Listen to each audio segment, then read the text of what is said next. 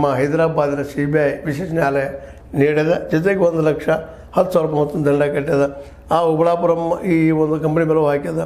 ಹೀಗಾಗಿ ಒಟ್ಟಾರೆಯಾಗಿ ಈ ಒಂದು ಉಬಳಾಪುರಂ ಮೈನಿಂಗದ ಏನಿದೆ ಆಗಿದೆ, ದೊಡ್ಡ ಪ್ರಮಾಣದಲ್ಲಿ ಏನು ನಾಶ ಮಾಡಿದ್ದಾರೆ ಅಲ್ಲಿ ಖನಿಜವನ್ನು, ಅವು ಉಬಳಾಪುರಂ ಕಂಪ್ನಿಗೂ ಸಹಿತ ಶಿಕ್ಷೆ ಅಂದರೆ ದಂಡ ಆಗ್ಯದ.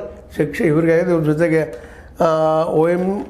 OMC ವ್ಯವಸ್ಥಾಪಕ ನಿರ್ದೇಶಕ BV ಶ್ರೀನಿವಾಸ ರೆಡ್ಡಿ ಅವರಿಗೆ, ಅವ್ರ ಜೊತೆ ಜನಾರ್ದನ್ ರೆಡ್ಡಿ ಆಯಿತು, VD ರಾಜಗೋಪಾಲ ಅವರಿಗೆ, ಮುಂದಾಲತ್ತಾರೆ ಅದೇ ಕಾಲಕ್ಕೆ ಮೆಹಬೂಬ್ ಅಲಿ ಖಾನ್. ಹೀಗೆ ಇವರೆಲ್ಲರ ಮೇಲೂ ಆಂಧ್ರ ಪ್ರದೇಶದ CBI ಏನಪ್ಪ ಅಂದ್ರೆ ಇವರೆಲ್ಲ ಶಿಕ್ಷೆಗೆ ಅರ್ಹರಂತೆ ಶಿಕ್ಷೆ ವಿಧಿಸೋದು.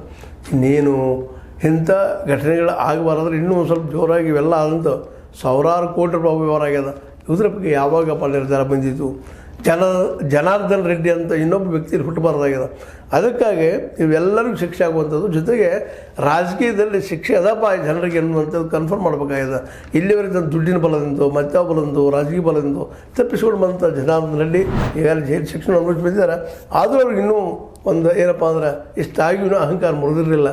ಬಟ್ ಈ ಸಂದರ್ಭದಲ್ಲಿ ಇದಾಗಿದ್ದು ಅವ್ರಿಗೆ ಆಘಾತ ನೀಡಿರ್ಬೋದು. ಬಟ್ ಈ ರಾಜ್ಯಕ್ಕೆ, ಈ ದೇಶಕ್ಕೆ, ಈ ಜನರಿಗೆ ನೀಡಿದಂಥ ಆಘಾತ ಅನ್ನೋದು ಇದೇನೋ ಅಲ್ಲ ಅನ್ನೋದು ಜನಸಾಮಾನ್ಯರ ಮಾತಾಗ್ಯದ.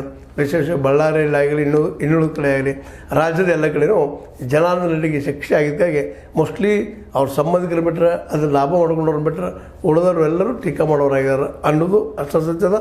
ಇಂಥವ್ರು ಮತ್ತು ಹುಟ್ಟಬಾರ್ದು ಅನ್ನೋದು ಒಂದು ಜನಸಾಮಾನ್ಯರು ಹೇಳುವಂಥ ಕಹಿ ಮಾತಾಗಿದೆ ಅಂತ ಹೇಳ್ತಾ, ಜನಾರ್ದನ್ ರೆಡ್ಡಿಗೆ ಶಿಕ್ಷೆ 7 ವರ್ಷ ಇನ್ನೂ ಕಡಿಮೆ ಆಯಿತಾ ಅನ್ನೋ ಮಾತು ಚರ್ಚೆ ಆಗ್ತಾ ಇದ್ದಾವೆ. ನಿಮಗೇನು ಅನ್ನಿಸ್ತು?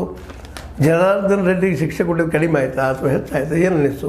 ನೀವು ತಿಳಿಸ್ತಾಯಿರಿ, ಹೇಳ್ತಾಯಿರಿ, ಮತ್ತು ಇದ್ರ ಕಾಮೆಂಟ್ ಮಾಡ್ತಾಯಿರಿ, ಸಬ್ಸ್ಕ್ರೈಬ್ ಆಗ್ತಾಯಿರಿ, ಶೇರ್ ಮಾಡ್ತಾಯಿರಿ ಅಂತ ಹೇಳ್ತಾ, ನಮಗೆ ಅನಿಸಿದ ಕೆಲವು ಮಾತನ್ನು ಮಂದಿಗೆ ಹಂಚ್ಕೊಂಡಿದ್ವಿ ಅಂತ ಹೇಳ್ತಾ, H16 ನ್ಯೂಸ್ ಅರ್ಥಾತ್ ಸೀತಾರಾಮ ಸತ್ಯದ ಕೈಗೊಂಡು ವಂದನೆಗಳು.